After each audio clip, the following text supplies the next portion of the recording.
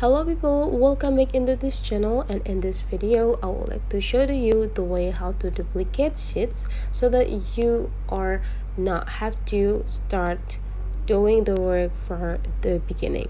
So here I already have the documents that containing like a lot of sheets here. Like on my first sheet is could be a finance table, so you can see there will be a table as well as some formula over here like a mathematical.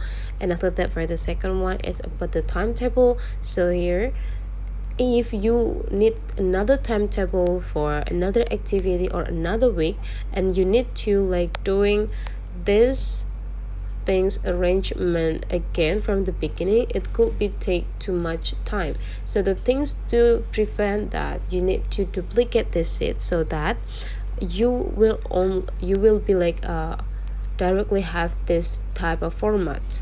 So the way to do that, you just need to go click the sheets that you want to duplicate, and after that you just need to go click it twice, and right after the delete option there will be a duplicate. So you just need to go click it, and there will be pop up in here the copy of sheets 3, means that you already have those sheets duplicated, and you already got the table, you already got the information, and you just need to change it by go click this button and this pencil, and you just need to change with your needs. For example, you will change it become a language kind of things, or many more.